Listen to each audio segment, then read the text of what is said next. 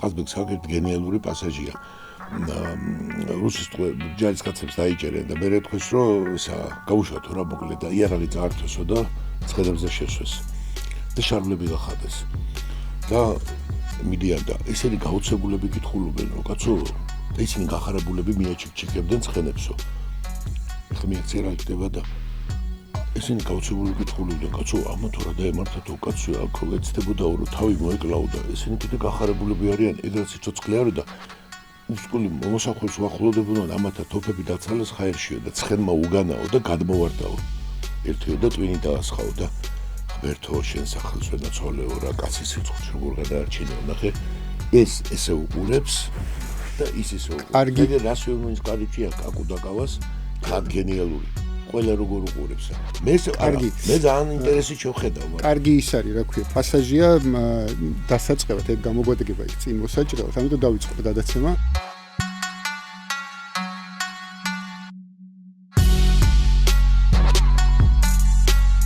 მოგესალმებით ვაგრძელებთ ჩვენს ტრადიციულ პოდკასტებს და ტრადიციულად წარმოგიდგენთ ვასილ მაღლაფერიძე და მე გიორგი გვიმრაძე ვასიკო მაპატიებს ამ ტაუტოლოგიას ტრადიცია ორჯერ რო ვიხმარეთ ტრადიციულად ორჯერ რო ვიხმარეთ და ჩვენი სტუმარი ჩვენი მეგობარი ნუკრი შოშიაშვილი ნუკრი გამარჯობა მადლობა რომ ჩვენთან ერთად ხარ დღეს ვსაუბრობთ ასე ვთქვათ იმ ძალზე აქტუალურ საკითხზე და ამ აქტუალურ საკითხის შემდეგ უკვე ჩვენს ქვეყანაზე და ჩვენს რეგიონზე სოფლიო სახებაც ხო და ნუ მან ჩვენს გვაინტერესებს ის თუ ჩვენზე როგორ შეიძლება აისახოს ანუ რო ვახსენოთ ეს არის ის ამერიკელების მიერ შემოთავაზებული სამშვიდობო გეგმა უკრაინა-რუსეთის ომის დასრულებასთან დაკავშირებით და შემდეგ განვითარებული მოვლენები ხო ანუ მოკლე ესეთი ის რომ ექსკურსი რო გავაკეთოთ პირველი თქვა რომ თითქოს ეს გეგმა სრულად შემთხვევით გაჟონა და ვიღაცამ გამოიტანა ესე ვთქვათ ამერიკული ისტებლიშმენტიდან თითქოს გარკვეული მითითებაც გაკეთდა რომ შეიძლება გენერალი კელოგი ყოფილიყო ვინც გამოიტანა ეს ინფორმაცია და მისი мотиваციაც აღინიშნა რომ ის მიდის იანვარში თანამდებობიდან და პრინციპში მისი საქმიანობა სპეცწარმომადგენლისა უკრაინის საკითხებზე თითქოს წარუმატებელი აღმოჩნდა და შესაბამისად ის იყო მოტივირებული რომ ხელი შეეშალა ამ გეგმისთვის და იმიტომ გამოიტანა გარეთ ეს ინფორმაცია შემდეგ ნუ თუმცა ცხადია რომ მე ჩემი აზრით ყოველ შემთხვევაში მოგვიანებით ამას უკრაინული მხარე მაინც გააკეთებდა იმიტომ რომ სხვაგვარად შეუძლებელი იყო ევროპელების ასე ვთქვათ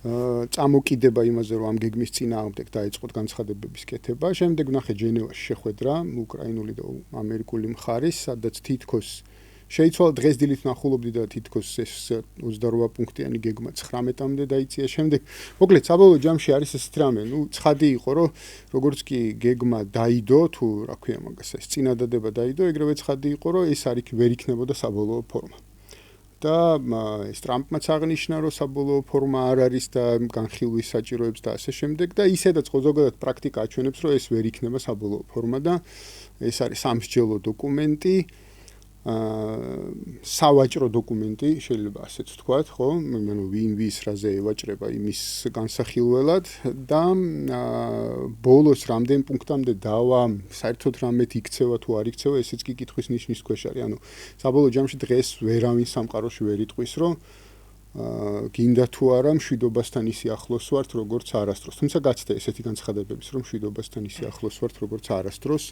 მე აქაც ჩემს სკეპსის გამოვხატავდი იმიტომ რომ მშვიდობასთან ყველაზე ახლოს კონფლიქტის დაწყებიდან ალბათ 22 წლის მარტში ვიყავით როდესაც ის სამშვიდობო ხელშეკრულება ჩაიშალა და ზოგადად ომის თავიდან აცილებასთან ყველაზე ახლოს ალბათ 21 წლის დეკემბერში ვიყავით როდესაც დოკუმენტის განხილვის დაწყება შესაძლოა ომს თავიდან აგვაშორებდა იმ დოკუმენტის რომელიც რუსებმა გაუგზავნეს ამერიკელებს ხო მაგრამ მოკლედ ახლა ეს გვაქვს რაც გვაქვს და მოდი შენი ესეთი პირველი თუ ესეთი შეფასებებით დავიწყოთ რომ რას ფიქრობ ანუ რა რუსებმა გააკეთეს განცხადება რომ თითქოს ეს დოკუმენტი მათთვის მოსაწონია. ანუ რაღაც ეგრე იყო, ანუ ყოველ შემთხვევაში არ უთქვამთ რომ არ უთქვამთ, რომ ეს ცუდი დოკუმენტი, პირიქით თქვეს, რომ ეს ანკორიჯის სულისკვეთებასთან ახლოს არის და რაღაც ასე შემდეგ, ანკორიჯის შეხვედრის სულისკვეთებასთან ახლოს არის და ასე. თითქოს რუსებისთვის მისაღები დოკუმენტია. უკრაინელებმა, გავიგეთ, რომ არ არის მისაღები, ევროპელებისთვის კატეგორიულად მიუღებელია, მათ თავის დოკუმენტი შემოგთავაზეს და ეს არის მოცემულობა ახლა.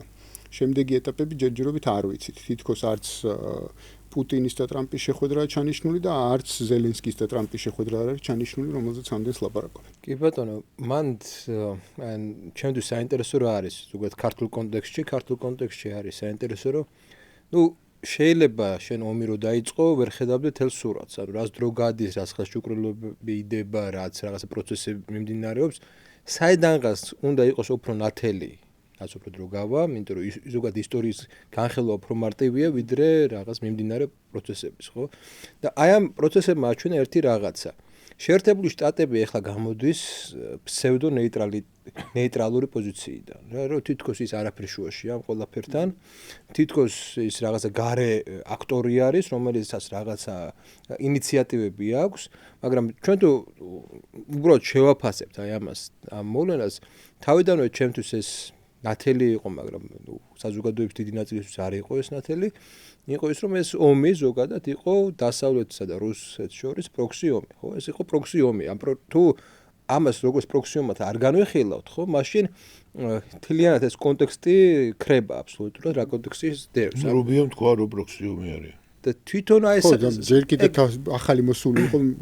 ეგ ჩვენთვისაც მარტში იყო. რატომ არის მნიშვნელოვანი? იმიტომ რომ ჩვენც ამ პროქსი ომის ნაწილად განვიხილებოდით მთელი ეს წლების განმავლობაში. კი ბატონო. და ესე იგი ამ მოვლენებმა რა აჩვენა? ამ მოვლენებმა აჩვენა ის, რომ ისე პროქსი ომი ხშირად შეբოდის ხოლმე და გასაგებია თვალსაჩინო იყოს, ეს არის თოჯინების თეატრის სიტუაციაში ხარ, ხო? როცა ვიღაცა მართავს ეგ არის საბოლოო ჯამში. როდესაც შენი ხელით სხვა შენ ხედავენ, მაგრამ სხვა მართავს. ხო, შენი ხელით უფრო ეს შენი ხელით სხვა იბრძვის, გაძლევს იარაღს, შეხვისი ხელით ნარის გლეჯვა ქვია მაგას. მაგრამ და პირდაპირ უშუალოდ დარტყმობ შენ არ იღებ ამით რა, იღებს ის, ვინც ხო უშუალოდ შენი სახელით აწარმოებს. აქ აი ფუნდამენტური ახლა რა პრობლემაც არის ის, რომ ომის ფუნდამენტურ მიზეზებს ეს იმის მიუხედავად რომ უკრაინისთვის არ არის სასარგებლო, მაინც არ ცვლის. და ფუნდამენტური მიზეზი იყო ის, რომ უკრაინა არ უნდა ყოფილიყო ანტირუსეთი, ეგ რუსეთის პოზიციიდან, ხო? არ უნდა იყოს ანტირუსეთი. და აი ამ პროექტს ანტირუსეთის პროექტებს ზოგადად საქართველოსთან ანტირუსეთი იყო, იქ საბჭოთა კავშირის ყოფილი რესპუბლიკებში მთელი ხავერდოვანი რევოლუციების ლოგიკა იყო ის, რომ შეექმნა ანტირუსეთები.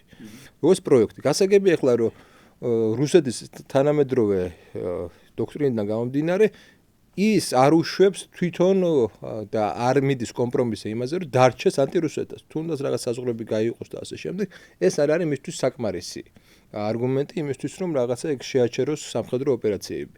ამის გარდა ჩვენ ნახეთ ძალიან ესე საინტერესო მოვლენა, რომ აი ტოც აქვს, ემანუელ ტოც, ფრანგ ანალიტიკოს, რომელმაც თავის დროს საბჭოთა კავშირის დანგრევა იწინასწარმეტყველა და მაშინაც არ უჯერებდნენ და ეხლა საუბრობდა სწორედ იმაზე, რომ ჩვენი წარმოდგენაო უკრაინაზეც და რუსეთზეც არასწორი აღმოჩნდა ომის დაწყების დროს, ჩვენ გვეგონა რომ უკრაინული ჯარი ჩამოიშლებოდაო, არ ჩამოიშალაო, და გვეგონა რომ რუსული ეკონომიკა ჩამოიშლებოდაო, მაგრამ არ ჩამოიშალაო. ანუ აბსოლუტურად არასწორი წარმოდგენა ჰქონდა როგორც უკრაინაზე, ისე რუსეთზეო. ამ კონტექსტში დასავლეთმა ძალიან ესეთი ნიშნულოვანი რამე დაინახა, მე ესე მგონი, დაინახა ის, რომ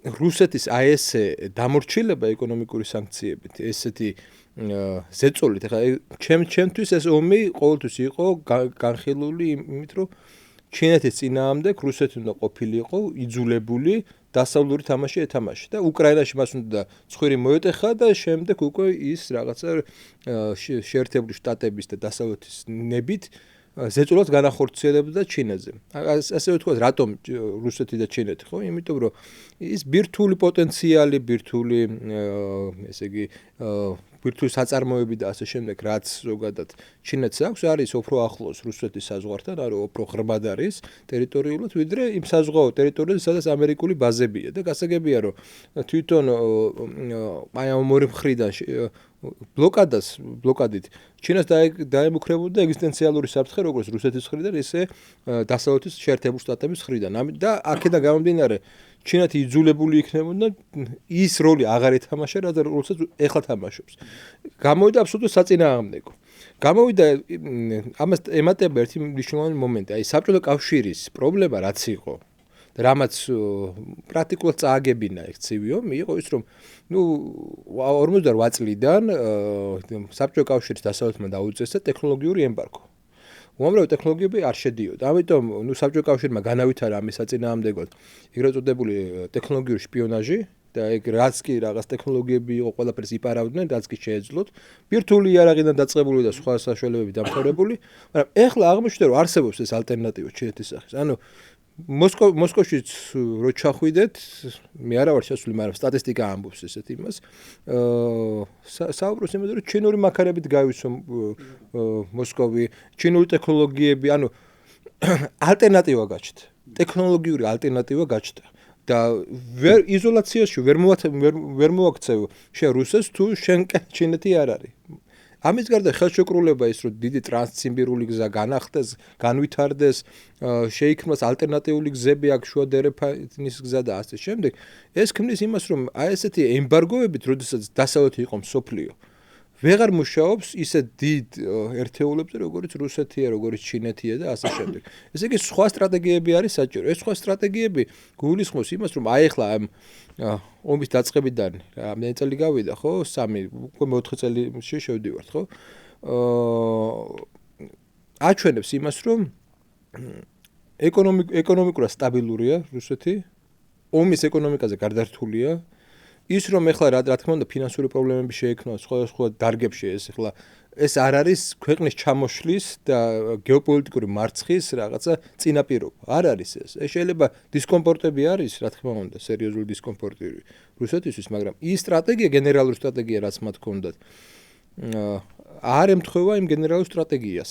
ანუ ვერ ჩამოშალეს. ეხლა ტრამპის პოლიტიკას გავიხსენოთ, წინა საარჩევნოდ რასაკეთებდა არჩევნების შემდეგ რამდენჯერ ისე პუტინს ერთხელ შეხვდა, მაგრამ რამდენჯერ იყო ეს მოლაპარაკე, რამდენჯერ გამოთქვა ინიციატივა, ხო? ნიშნავს იმას, რომ მიდის ტრამპი დათმობებზე რუსეთთან და უკვე საუბარი იმაზე, რომ რუსეთს ამერიკული რაღაცა ახალი კავშირები შეიქმნას, ეს ფაქტია და ის რომ აღიარებს რაღაცა უკვე სივრცეების საკითხს, ეს უშუალოდ ტრამპიდან შეიძლება, მაგრამ ამერიკელი პოლიტიკოსებიდან ხო უკვე ითქვა რომ რაღაცა რუსეთს საკუთარი რაღაცა გავლენის ზონა, რომელიც უნდა იყოს აღიარებული და ასე შემდეგ და ასე შემდეგ. ეს მიუთითებს იმაზე, რომ რუსეთს ეუბნებია, რომ მოდი ჩვენთან იყავი და დაგითმობთ იმ სივრცეს, რა სივრცეც თქვენ გინდათ ტრადიციულად, რა სივრცეს თქვენ მიგაჩნიათ, რომ ის არის თქვენი. ხა თვითონ უკრაინის პოზიციას რაც შეეხება, უკრაინას აქვს ძალიან ძიმეთ საქმე, იმიტომ რომ მიზეზები, რატომაც ეს ომი უკრაინის მხრიდან იყო გამართლებული, რომ ის იქნებოდა დასავლეთის ნაწილი, ის იქნებოდა ნატოს ნაწილი, ის იქნებოდა იმის მიუხედავად, რომ არესტოვიჩის ლაპარაკობდა სხვადასხვა ექსპერტები თუ პოლიტიკოსების ლაპარაკობდნენ, კი შეიძლება ტერიტორიები დავკარგოთ. მაგრამ სამაგიეროდ სრულყოფილი ევროპული სახელმწიფო გავხდებით ევროსტრუქტურებში და ასე შემდეგ და ასე შემდეგ. აღმოჩნდა, რომ ეს საკითხი აი ამ მოლაპარაკებების შედეგად აი იმ პუნქტებზე რაც ჩვენ ვნახეთ, აბსოლუტურად იხსნება. ანუ აზრი ეკარგება, არანაირი ნატო არ იქნება იქ, რაღაცა ბუფერული, რაღაცა ზონა იქნება უკრაინა და ბუფერული სტატუსი თუ გინდოდა და ბუფერული სტატუსისთვის თუ იბრძოდი, ჯობდა რომ საერთოდ ეს კონფლიქტები არ დაწყებულიყო, იმიტომ რომ ნეიტრალური ყოფილიყო ესე და მიეღო ბენეფიტები ამ ყველაფრისგან. და ამის გარდა თვითონ უკრაინის პოზიცია არის კიდევ უფრო მძიმე, იმიტომ რომ პოლიტიკური სისტემის პრობლემა აქვს თვითონ. ჩვენ ნახეთ აგერ 100 მილიონი ერთ შემთხვევაში, ყოველთვის ენერგეტიკის შემთხვევაში 100 მილიონი კორუფციული სქემა. ჩვენ ნახეთ, რომ ამ ომის მიუხედავად და ამ რაღაც თითქოს საყოველთაო მობილიზაცია უნდა იყოს, ეს იარაღი იყიდება შავბაზარზე და ასე შემდეგ, ხო? ანუ ეს მომენტები ქმნის იმას, რომ თვითონ ეგზისტენციალური საფრთხე იქნება უკრაინაში პოლიტიკური სტაბილურობის. ახლა წარმოიდგინეთ, ზელენსკისაც გასაგებია, წარმოიდგინეთ ხელი მოუწია რომ მოაწეროს ხელი აი ამ ხელშეკრულებას. მარტო გეოპოლიტიკური ლოგიკა არ არის თავარი. არის ასევე შიდა პოლიტიკური ლოგიკაც, ხო? ხელის მოწერის შემდეგ უკრაინაში სერიოზული პოლიტიკური კრიზისია. არა მარტო ისეთი რაღაცა, როგორც ჩვენთან იყო ახლა, არამედ წარმოიდგინეთ შეიარაღებული ნაციონალისტურად განწყობილი ადამიანები ფრონტიდან ბრუნდებიან. ეს ადამიანები ამ ადამიანებს სიკიკა აქვთ შერყეული, აქვთ განცდა რომ უღალატეს. უაჭველი განცდა ექნებათ, ხო ყველამ კარგად ვიცით რომ ეს იგივე იქნება, რაც პირველი მსოფლიო ომის შემდეგ გერმანიაში იყო, ხო? აბსოლუტურად იგივე განწყობები იქნება, ხო? ეს გამყიდველი, აბსოლუტურად გამყიდველი პოლიტიკური ელიტა და ასე შემდეგ, აი ესეთი განწყობებით, ხო? და თვითონ ამ პოლიტიკური ელიტას ეს არ არის უბრალოდ ესეთი პოლიტიკური დათმობა, ეს არის ეგზისტენციალური მათი სიოცხლეს საკითხი დგება დღის წესრიგში. რატომ გონიათ, რომ ისინი შეიძლება ამ ყველაფრიდან ცოცხლები იყვნენ, ხო?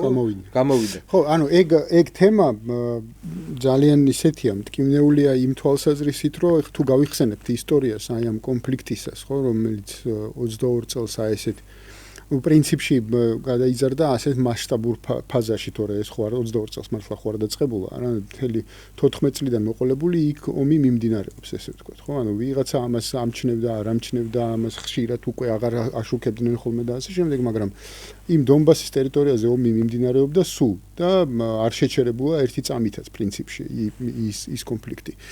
მაგრამ აი ეს ადამიანები, რომელიც შენ ახლა ახსენე, ხო, ეს ნაციონალისტურად განწყობილი ადამიანები, ზელენსკი რო პრეზიდენტი გახდა, იყვნენ ძირითადი ბირთვი იმის, რა ქვია, მშვიდობის მოწინააღმდეგეების.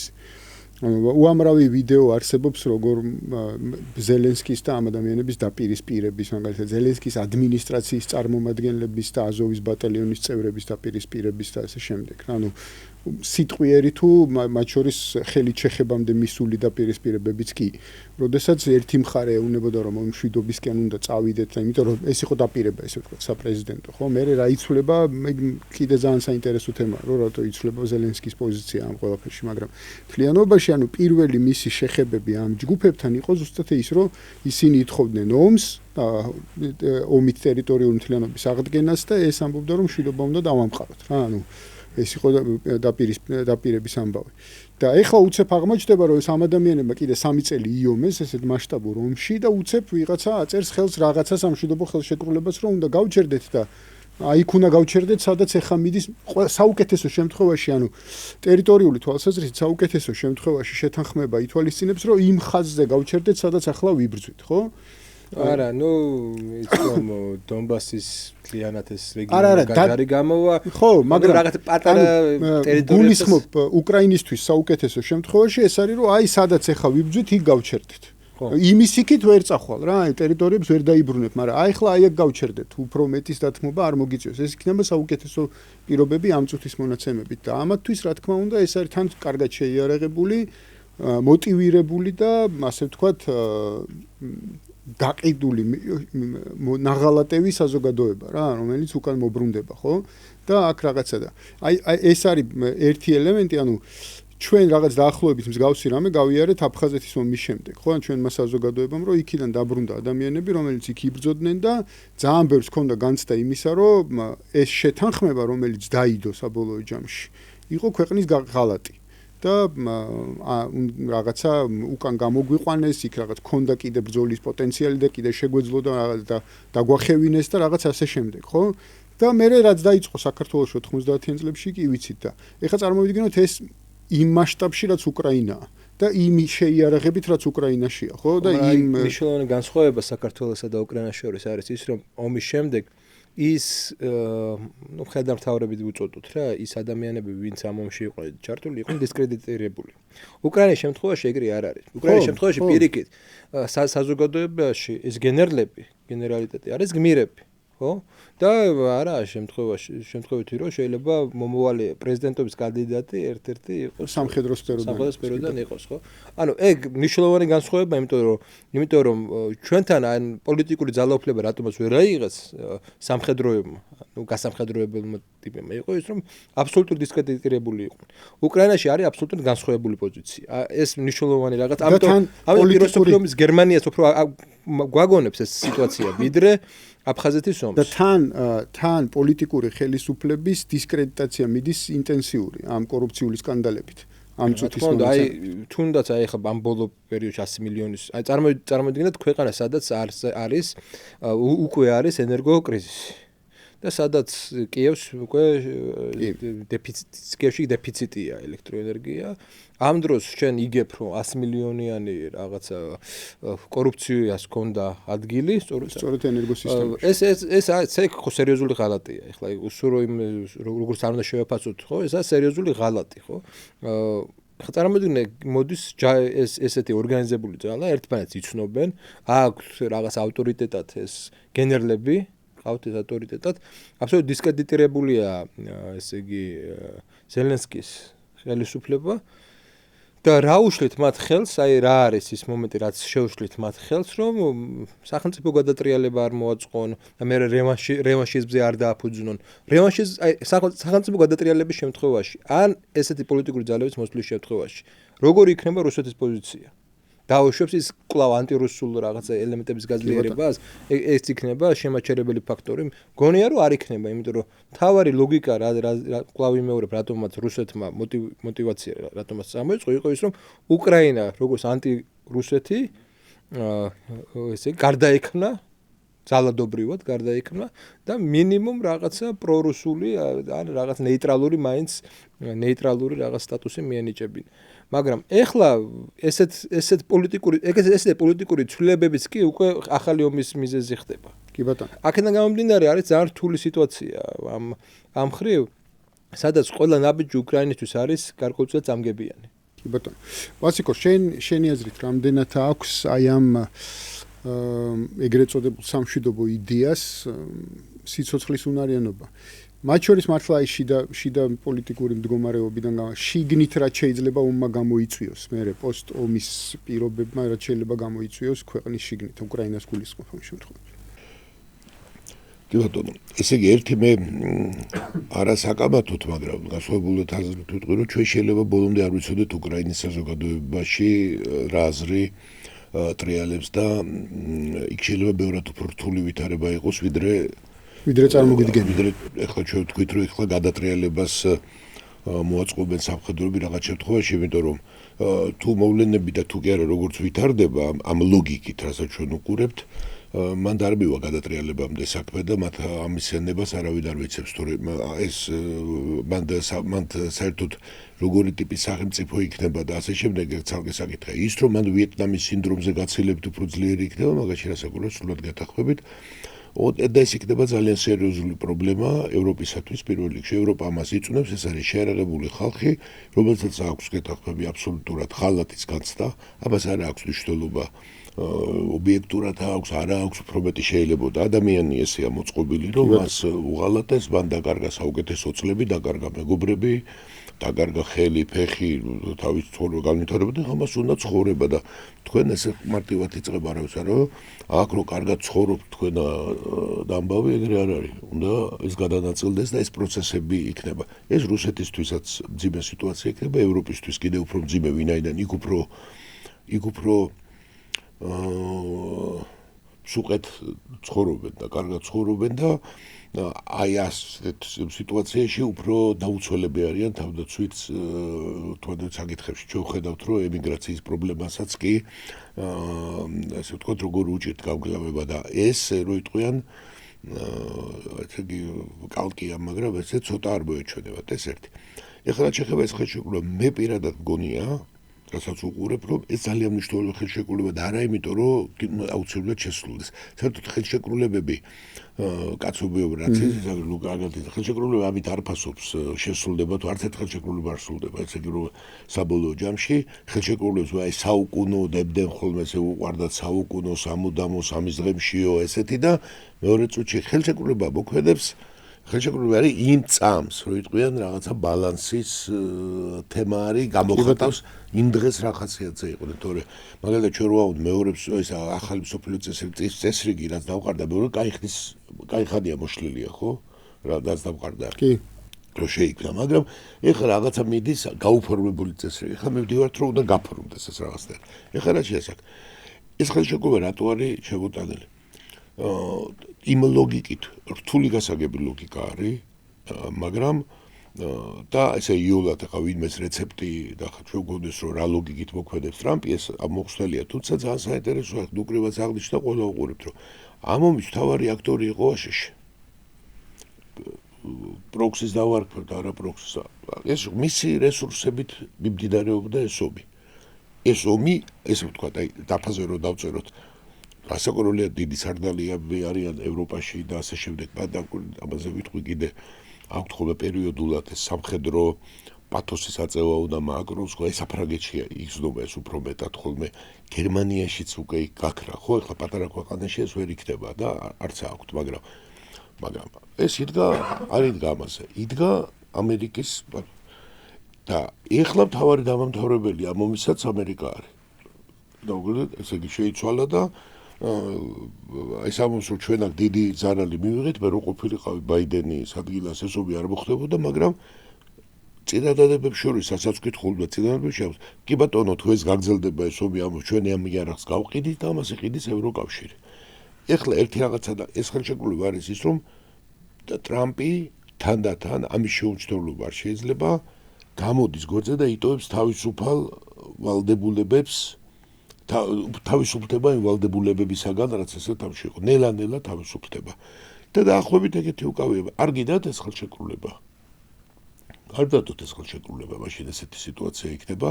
ეგ გამომწვევი ხელშეკრულება იყო და ეს იყო უკვე პირდაპირ ვთქვათ, სილა ამ საწყალ უკრაინაზე არა და ეს არა პატარა სიტუაცია. ეს იყო ევროპისათვის სილა, ერთი იმიტომ რომ მას ზურგს უკან გაკეთდა და ფაქტურად არ ჩართვალეს საქმის კურსსა და მეორე ნიშნავს რომ ჩვენ უკრაინაზე ვისაუბრეთ, აი ეს ფაქტურად ეს ხელშეკრულება თეორიულად რო წარმოვიდგოთ მიღებული ყოფილიყო, აი მან დაიწყებოდა კასკადი.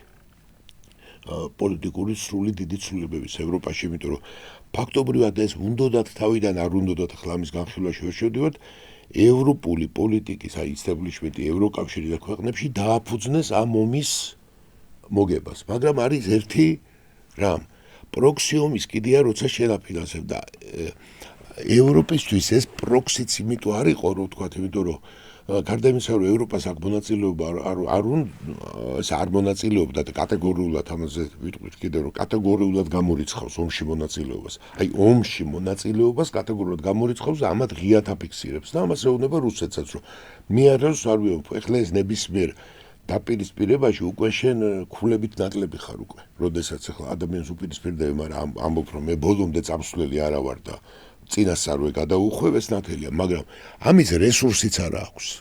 ამერიკიდან განსხვავებით. მას რესურსიც არ აქვს და რჩება ამ ომით. ეხლა რა შეფერდებლაბარაკოთ, ეს ხელშეკრულება არ იხდება ეხლა. ის ხელშეკრულება რაც ევროპამ გამოაქვეყნა, ეს იყო ხაწკადათ არ უნდა სილა ევროპისათვის, მაგრამ ევროპამ რაც გამოაქვეყნა, თქვა რომ კატეგორიულად მიუღებელი იქნება, ასე ნათელია რომ ეს ხელშეკრულება, დაწერილი რომ აი რო იტყვიან აი ბანკოს თამაშის, კარტის თამაშის დროს რა, რაღაც კარტი ჩამოაქვს. ბლეფები მიდის ესე ვთქვათ, მაგრამ რომელსაც არავინ არ მიიღებს და თან ამ რეალურად უთხრეს ზალოგეონები მოლოგაიგონო, ხო? დალი ხა ვინ არის და ამ რუსეთს უთხრეს რომ ჩვენ არ გელაპარაკებით, იგივეს ვაგრძელებ და ამერიკას უთხრეს რომ ჩვენ იცი რა მაგარი ბიჭები ვართ. აი ნახე ეს ხედი ხელშეკრულება უკაცაია. ეს ნიშნავს რომ გაგრძელდება, მაგრამ ეხლა ვილაპარაკოთ როდემდე გაგრძელდება, შეიძლება რომ ეს ომი გაგრძელდეს. აი იმ გადატრიალებამდე საკამათო გეონები გენერლის ავტორიტეტებამდე, რომელიც ძალიან პირობითი შეიძლება აღმოჩნდეს, იმიტომ ჩვენ არ ვიცით იქ რა ტრიალებს, რანდობა არის და როგორ არის შეგერთმანეთის, უკრაინას რეალურად ამ სოფლიო მასშტაბის პროქსი ომში რესურსები უბრალოდ ამ ქვეყანას უბრალოდ არ ეყოფა. სხვა საკითხია გონების განათებაზე რომ საუბრობთ, რომ საქართველოს ამ სიტუაციაში რაშიც უნდათ მოქცევა და თქვა ჩვენ გვაქვს 1-დან 3 საათამდე ეყოფოდა ამას ჩვენი რესურსი, თქვა 2 დღე. და უკრაინას უბრალოდ რესურსი არ აქვს, აღარც ეკონომიკური და ესე არ იქნება, იმიტომ რომ შეუძლებელია რომ ქვეყანები აცხადებენ რომ ჩვენ ამაში მონაწილეობას არ მივიღეთ და სხვადასხვა ამ ხიფათს რო გრძნობენ, ეს ხო ღიათ არის, ნახეთ იქ გერმანელებმა დაიწყეს ლაპარაკი უნდა არ მიაღვადგინოთ და იმ წუთშივე დაიზაფრა და ხალხზე დადგა იქ საზოგადოება. საფრანგეთში გახსოვთ თქვენ მაკრონის გაცხადებები, გონი ერთი წლის გააკეთეთ ის მოსინჯა.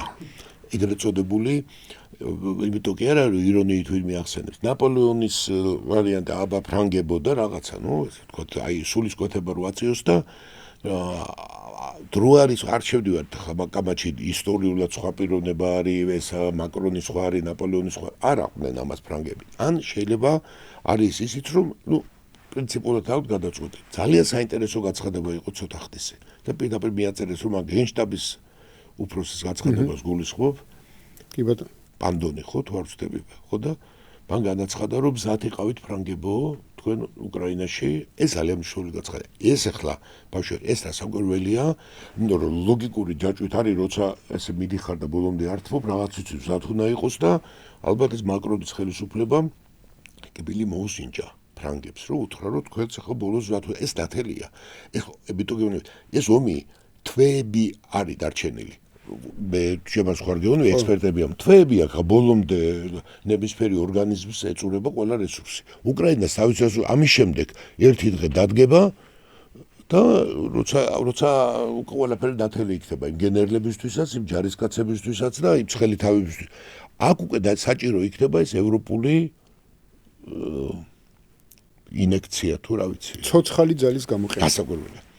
და აქ ისეთი ამბავი დაიწყო საფრანგეთში ამბავი ქონდა რომ მეორე დღეს გამოაცხადეს ფრანგებმა რომ ჩვენ არ ვიუმებთ და ის გაწყობა და რაც ასწავლდა რომ ევროპელები ამ ომში მონაწილეობას არ მიიღებენ, იმიტომ რომ ეს არ უნდათ არც ძველ ევროპელებს და მიგრანტ ევროპელებს ახლები რომ ხო იმათ ხო კატეგორიულად არ უნდათ ეს სიტუაცია. ამ თვალსაზრისით არ არის ეს ბრძოლის უნარიანი, მით უმეტეს აქ ქვეყნების ერთმანეთში შეუკავშირება ევროპელს. ასე რომ ახლა ხელშეკრულებას დაუბრუნდეთ რა არის. ეს ხელშეკრულება ესე იტრიალებ ტრამპი ერთხელ კიდევ ვედგება რომ აი მე გთავაზობდი ამას და მშვიდობა იქნებოდა და დამყარდებოდა და ტრამპი სულ ხალხს უსვამს ამას. აი დღეში 7000 კაცი იხოცება, 7000 აი კიდე დაიხოცება.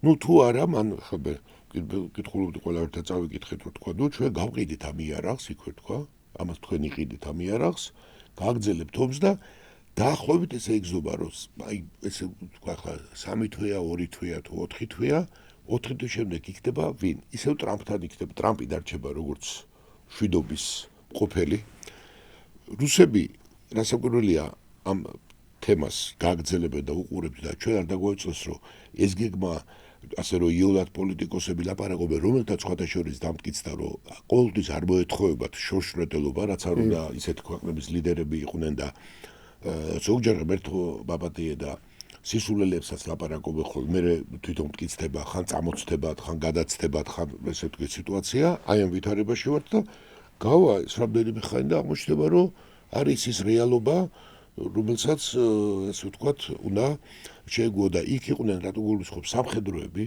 და ამერიკელებს აქვთ ყველაზე სრული ინფორმაცია ამ საქმის შესახებ და ჩავიდნენ და ის სამხედროები რეალურად არის ჩვენ რატო ვამბობ რომ რეალურად არ ვიცით იქ არის რაღაც ჯებირების გარღვევაზე საუბარი იქ არის რაღაც საუბარი დაცვაზე იქ არის ელემენტარულ რესურსებზე იქ დათვლილია ყველაფერი ეს აღარ არის რაღაცნაირად ძველი დრო რომელიც რაღაც სამხედრო მამაცობით მაკედონელი რაღაცას იზამდა ეს ხა დამთვლილია ყუმბარის რაოდენობაზე რაკეტის რაოდენობაზე იმის დაცვის რაოდენობაზე და ასე შემდეგ ენერგორესურსებზე და კიდე ხა ბოლოს ვიტყვი ამას და უკრაინის განწყობა დღეს საზოგადოება და რომ ამას არ მიიღებს ემთო დღეს საზოგადოება არ იღებს ამ ტრაგედიას ძალიან ძიმე რაღაცას ვამბობ და იმას კი არ იღებს რომ ზავი არ უნდა ამ ტრაგედიას არ იღებს იმიტომ წარმოიდგინე 4 წელიწადი ეს იმაზე მეტია ვიდრე საბჭოთა კავშირმა იობა ეს წარმოგიდგენთ ამ იმაში და უკრაინის ტერიტორიაზე და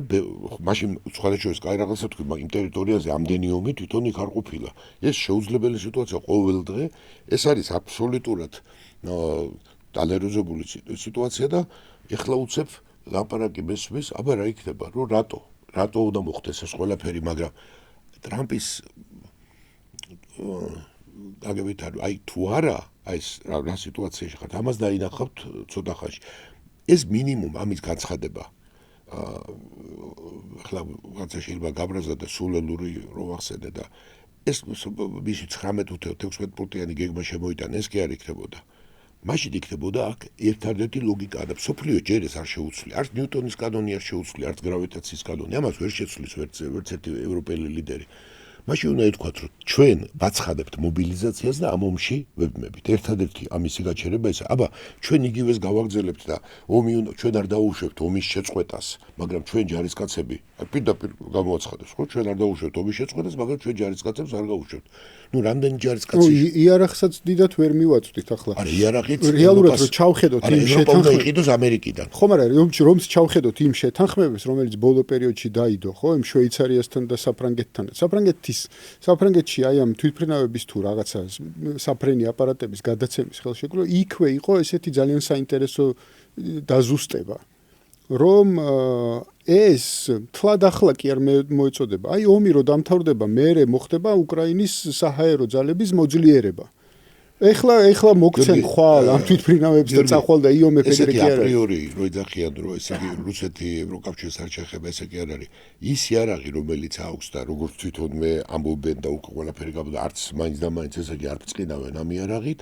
ეხლა უკვე ისე კი არა, უკვე თვითონაც სჭირდებათ, იმიტომ რომ ეხლა პირდაპირ ის, იმიტომ რომ ეხლა მიდის ის სიტუაცია, რომ პირდაპირ აქამდე თუ ჰიპოთეტურად უფრო იყო, რეალისტურ ჰიპოთეტურად, ახლა ძალიან რეალისტური არის. იმიტომ რომ ეხლა რუსი თუ დაიძრა ეხლა აქედან და დაიწყო წინ, აი სად დაიწყება მერე მისი გაჩერება, ეს უკვე არის ესეთი საკითხია. აი ეს არის ხელშეკრულება შემოტანი ტრამპმა შემოიტანა, რომელიც ხშირად ეს ექსცენტრულად მოქმედებს, ეს შემოიტანა. აი მე ამ ძიმე პირობებს ვდებ, აქ ვილაპარაკოთ, მე შეთანხმებული ვარ და დავდოთო.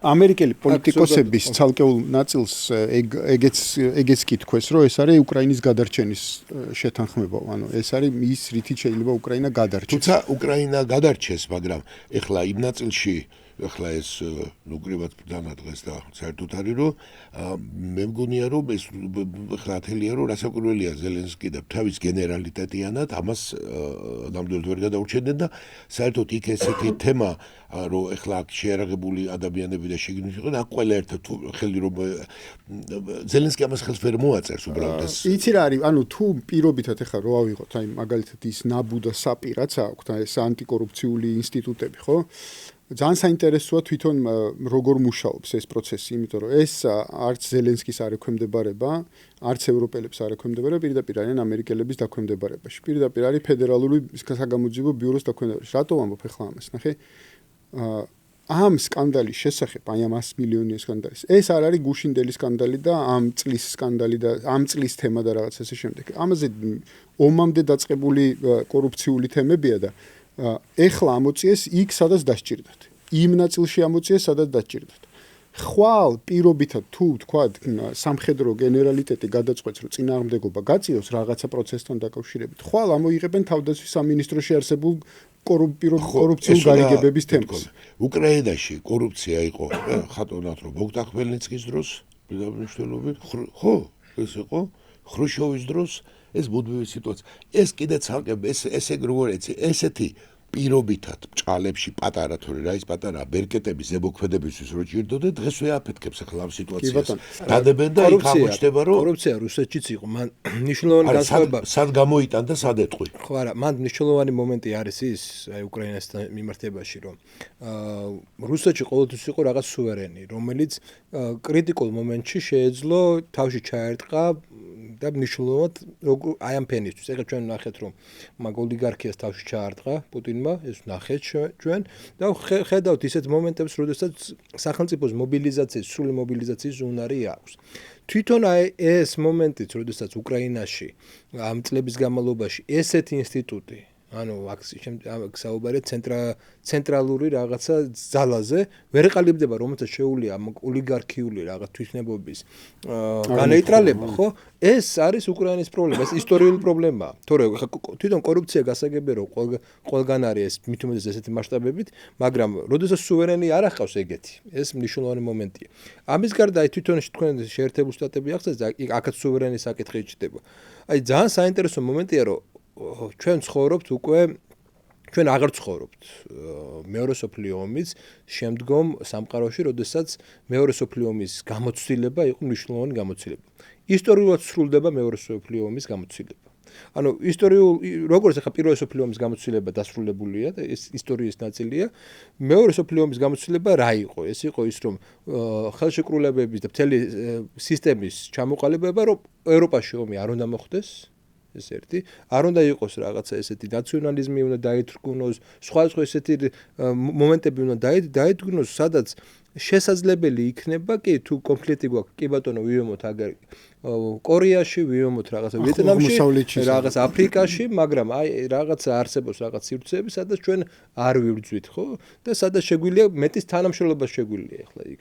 იყო ევროპის კონტინენტი, საბჭოთა კავშირსა და დასავლეთ შორის თანამშრომლობის სივრცე იყო, ხო? ეგა შემთხვევითი არ არის, რომ გერმანიის ფედერაციული რესპუბლიკასა და საბჭოთა კავშირის შორის იყო ხელშეკრულებები დადებული და ასე შემდეგ, ასე შემდეგ.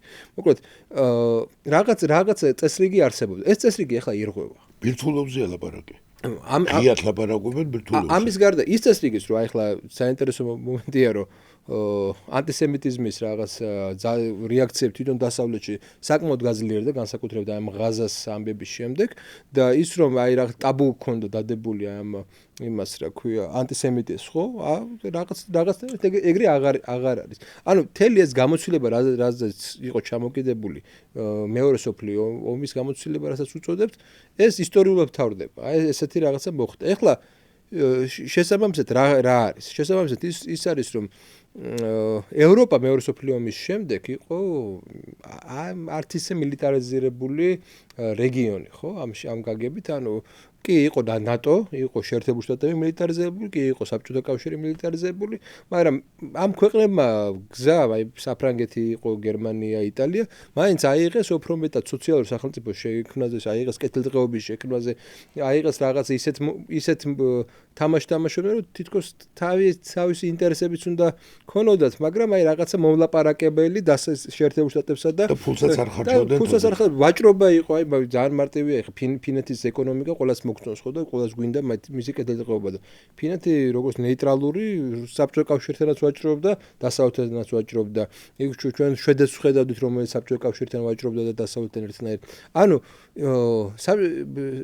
ევროპას ჰქონდა საკუთარი რაღაცა როლი. ეხლა თავარი მომენტი არის ამ კონფლიქტის ის, რომ აი გავიხსენოთ მეორე სოფლიო ომამდე ამერიკის ეკონომიკა დიდი დეპრესიის შემდეგ იყო ჩამოშლილი. ნიშნულოვანი ფინანსური პრობლემები ჰქონდა, მისი ინდუსტრიები გადიოდნენ, სხვადასხვა ამ გასვლამ ხელი შეუწყო სწორედ საბჭოთა ინდუსტრიალიზაციას და ასე შემდეგ. იმიტომ საბჭოთა კავშირი ყიდულობდა ამერიკულ ქარხნებს და ამერიკას სპეციალისტები მოყავდა და რამ გააცოცხლა შეერთებული შტატების ეკონომიკა კვლავ, ხო? გააცოცხლა მეორე სოფლიო ომმა. ეხლა ჩვენ ვუყურებთ ისეთ სიტუაციას, რომ ესე რომ გაგრძელებული იყო შვიდობიანის რაღაც პერიოდში რომ გაგრძელებული იყო სიტუაცია, ამერიკა დროთა განმავლობაში დათვლილი იყო, ხო? რომ დროთა განმავლობაში ის ეკონომიკური დომინაციას როგორც ევროკავშირთან მიმართებაში, ისე ჩინეთთან მიმართებაში კარგავდა. ამ კრიზისებმა ევროკავშირის ეკონომიკის ზრდა საგრძნობლად შეაჩერა და ამერიკელებმა გაუწრეს, მაგრამ ვერ შეაჩერა ჩინეთის ზრდა და ჩინეთის გავლენები, ხო? ეხლა ამერიკის თავარი ლოგიკა ამ ყველაფერში არის ის, რომ თავარი მსოფლიო ბაზარი იქცეს ის ამერიკული, ესე იგი, ჰეგემონია, ამერიკულ ჰეგემონიას ახლა შემთხვევითი არ არის, რომ ტრამპმა თავის, ესე იგი, მმართველობის მეორე საპრეზიდენტო პერიოდი დაიწყო იმით, რომ განაცხადა ჯერ გრენლანდიაზე, კანადაზე იყო, ხო? და რაღაცა ეს ზონა, ეს ზონა აუცილებლად რაღაცა ფორმით, ეხლა ეს შეიძლება პირდაპირ შეერთებულ შტატებში არ შეგვიდნენ, არ ვიცი როგორ იქნება, მაგრამ ამ ეს ზონა რო რაღაცნაირად შეიქმნება, ეს გასაგებია. რას ნიშნავს ეს ზონა? ეს იქნება ის, რომ თქვენ რაც გინდა აწარმოეთ, მაგრამ ყველაზე მსყიდველობით უნარიანი საზოგადოება ვარ ჩვენ. ეხლა კონკურენტი ხავს ამერიკას, ესაა ევროპა. და მილიტარიზმი ევროპის რას ნიშნავს, ესაც უნდა გავითვალისწინოთ, კი მას შეიძლება ყავდეს ძლიერი ჯარი, რომელიც ამერიკულ ინდუსტრიაზე იმუშავებს, ხო? სხვაზე ვიზე უნდა იმუშაოს ამერიკული ტექნოლოგიებზე, ამერიკულ ინდუსტრიაზე. მაგრამ ეს ნიშნავს, რომ ევროპული სყიდველობით უნარიანობა ეცემა. ევროპის სყიდველობით უნარიანობა ეცემა, ეს თავისთავად ურტყავს ჩინეთის ეკონომიკას, იმიტომ ჩინეთის დღესაც კი ზარალი ნახა იმ ტრამპთან ეს დაპირისპირების დროს, ეკონომიკური ომების დროს, იმიტომ რომ უამრავი კომპანია გაკოტრდა, რომელიც ამერიკულ ბაზარზე იყო დამოკიდებული და ჩვენ ეხლა აფრიკის გაცოცხლება როდესაც კიდე მაგას წლები ჭირდება სამდე ჩვენ შექმნი რაღაც წყიდულობით უნარიან საზოგადოებას და ასე შემდეგ, რჩება ევროპის კონტინენტი, სადაც ჩვენ შეგიძლია დააბალანსო, ხო? ეხლა ჩინეთის აღმავლობის შეჩერება პირდაპირ დაკავშირებულია ევროპის ყიდველთუნარიანობის კლებასთან.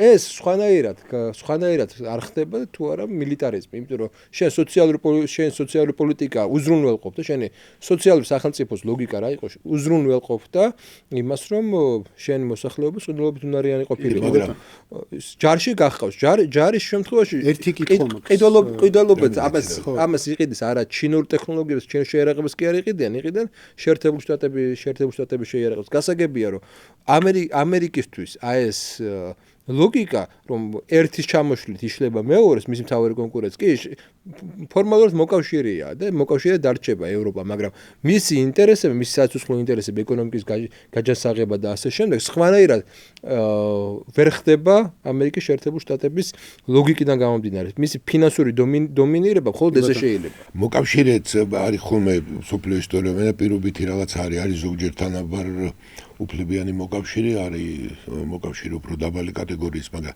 მე იმ საკითხს დავუბრუნდეთ ამ ხელშეკრულებას, რაც ჯერ ცხელია, ხო გიორგი ეს არის და ომის შეწყვეტა. თემა დგას ესე რომ რამდენ ხანს, რამდენიც არ უნდა უკანა ეკონომიკური გათვლების შედეგად არის უკრაინა. ყველა მეცის რომ ამ მდგომარეობას მართალია ხელმძღვანელობა ლაპარაკობს ღირსებით, ომზე, ასე შემდეგ. მაგრამ ეს ქვეყანა არ ობობს საკუთარი რესურსების, საკუთარ თავზე არ არის დამოკიდებული სწორად.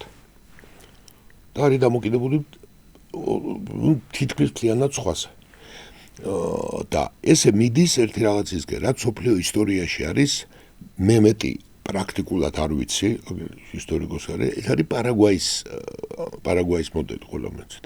როდესაც ქვეყანამ ეომა ესე, ოთხ ქვეყანას და ფაქტობრივად, ბოლომდე არ არის დაზუსტებული, რაღაც ის არის და, ამოწყდა, ესე თითქმის მთლიანად ისე რომ თითქმის 40% ამოწყდა. სხვადასხვის ის არის მძიმედ, რომ მრავალცოლიანობას კი დაუშვეს, იმიტომ რომ არ დარჩა მამაკაცი და თუ ღირს მეორე მხრივ ესე თუ არის რომ თუ გინდა რომ ასეთი განყენებულ ღირსებაზე თქვათ ილაპარაკო და ამოწყვეტით ღირსებაზე ილაპარაკო, ესე დაისახო მიზნად, ეს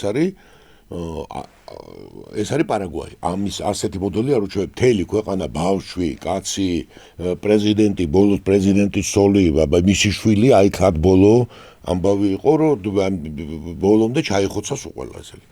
და ამ ქვეყანას როდემდე შეიძლება რომ ვილაპარაკოთ ეყოს რომელიც ესახე ქვეყანას რომელსაც ილაპარაკებენ ევროპელები თქვა მიცემენ საჭმელს იქნება ეხა ხუთანათან ესეც აღარ იქნება მიცემენ და ნახე და თან პარალელურად არის რომ ევროპა კეთილდღეობა და ეს ლაბაზი სიტყვებია მაგრამ რო იყვიან კარგ ცხოვრებაზე გრამით უარს თქმა არ უნდათ ესე მათ ეს ომი პრაქტიკულად არ უნდა შეეხოს. ამ ომს მხოლოდ ტელევიზორში უნდა უყურონ, ხო, ეგეთი სიტუაცია. ეხლა გვერდიდან თუ ვიღაცა მივადა, ესე ვთქვათ, დაეხმარება, ან ჩართავენ კი ბატონო. მოხალისეები თუ და რაღაც ეგეთი, მაგრამ ეგ იმას ვერ ცulis და რამდენი ხანი შეიძლება რომ ეს ხომ ჩვენ ამას არ გვეუბნებიან, რატო გითხარი უკრაინის თემა ჩვენ არ ვიცით მასშტაბი, ჩვენ დანაკარგის მასშტაბებიც არ ვიცით ოფიციალურად, ზოგი რას ამობს, ზოგი ჩვენ არ ვიცით ეს ამდენი რო დაფრინავს დღეში 1000 დრონი, 400 დრონი, 500 დრონი რაკეტები რეალურად რა ვითარება არის, ხო? ჩვენ ხო გადატანილი ხალხი ვართ, ჩვენ ხო ვიცით ეს ომი რა სიტუაცია შვება და ჩვენ უყურეთ იმ აგვისტოს დღეებში რა ვითარებაც აღტრიალებდა, ხო? ეს ხომ იმას და იქ არის რაღაცა ბევრად უბედო. რამდენ ხან შეიძლება ამან ეს გაწიოს და რა გეგმა სადმე თუ მოგისმენია და გეგმა არ არსებობს, როგორ უნდა გააგრძელოს სულ.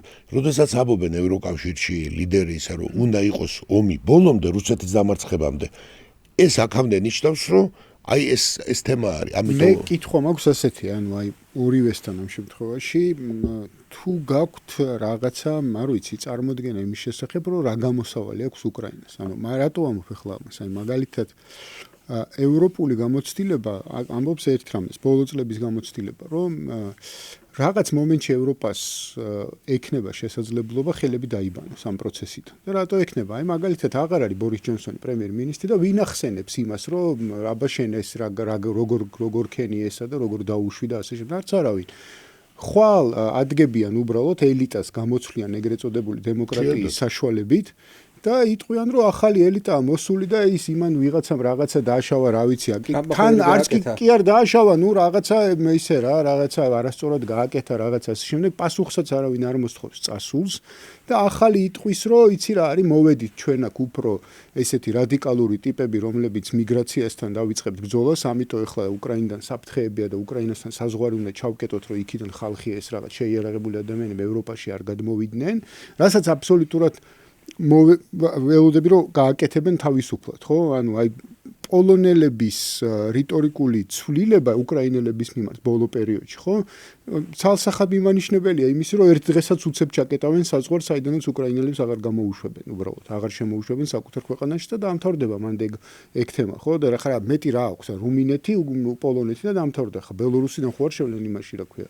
ევროპის ტერიტორიაზე ხო ანუ იდეაში უკრაინას ელოდება რომ იზოლაციაში მოექცეს იმიტომ რომ იქიდან საფრთხეები შეიძლება მომდინარეობდეს ევროპელები ამას გაამართლებენ საკუთარი დაცვის ინტერესით და თან უკვე ეს ახალი ელიტა იქნება ანუ ახალი ელიტა რა დემოკრატიამ გამოიწვია რომ სხვები მოვიდნენ ძალაუფლებაში რომლებიც მიგრაციას ხარჯებს და რაღაცებს ებრძვიან და всё დამთავრდა სხვანაირად არის ყველაფერი ხო და ამ დროს ეს ქვეყანა რჩება ამ მდგომარეობაში ეს ქვეყანა რჩება მდგომარეობაში სადაც არის დანგრეული ინფრასტრუქტურა სადაც არ არსებობს ეკონომიკა ანუ რეალურად არ არსებობს ეკონომიკა გარე ხარჯების გარეშე ისინი ხელფასებს ვერ გასცემენ მთავრობაში ხო ანუ გარედან ინექციების გარეშე ესე ვთქვათ ხო ამ ინექციის მომცემიც არავინ აღარ იარსებობს ინექცია არსებობს იმიტომ რომ მიმდინარეობს ომი ომი თუ დამთავრდა ინექციასაც არავინ აღარ მოგცემს არც არავინ არ ლაპარაკობს იმაზე სერიოზულად რომ რამე რეკონსტრუქციის ფული ჩაიდოს ამ დოკუმენტში ჩადო ტრამპმა რომ რუსები ჩადებენ რაღაც 100 მილიონს ამერიკულიც არ არის რუსები ჩადებენ 100 მილიონს 100 მილიარდს უпростоრად 100 მილიარდს ევროპელები დაამატებენ ოღონდ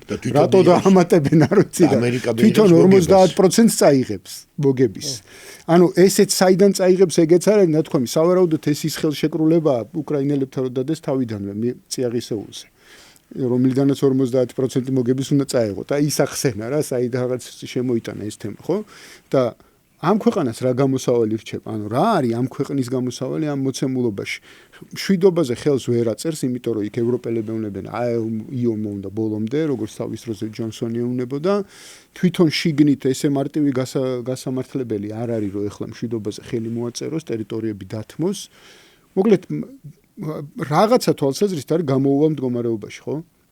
ხო აი და ეს არის მე მაგის ვამბობდი უკაცრავად და გავგედა ეს ხელშეკრულება არის როგორც იცი რომ კიდე ერთხელ რომ განახებს რეალურ ვითარებას და მიდის იმ მიდის ტრაგიკული ფინალისკენ ეს ამზადებს ტრაგიკულ ფინალის ერთსაც დავამატე სხვათა შორის აი ეს ტრამპის მიერ დაწესებული ბოლო სანქციები ლუკოილზე და იმაზე რა ქვია როსნეფტზე გარკვეულმა ანალიტიკოსებმა ახსნეს ასე რომ ანკორიჯის შემდეგ ევროპელები რომ ჩავიდნენ და რომ რაღაცა მიაწვნენ რომ აი რაღაცა უნდა როგორ შეიძლება რუსეთს უნდა სანქციები დაუწესოთ და რაღაცეები ისინი ახსნიან იმას რომ ესე იგი ტრამპის პასუხი იყო ასეთი რომ კარგი დაუწესოთ სანქციები და კიდევ ერთხელ განახებთ რომ ეს სანქციები არ მუშაობს აი კიდევ ერთი მტკიცებულება იმისა რომ თქვენი არჩეული სტრატეგია არ მუშაობს უბრალოდ ხო აი დავაწესეთ აი მეტი რაღა გავაკეთო ახლა ლუკოილი და როსნეფტი აუგრძალე მეტი რა გავაკეთო და მე ცალცალკე დაიწყეს ევროპელმა ლიდერებმა სიარული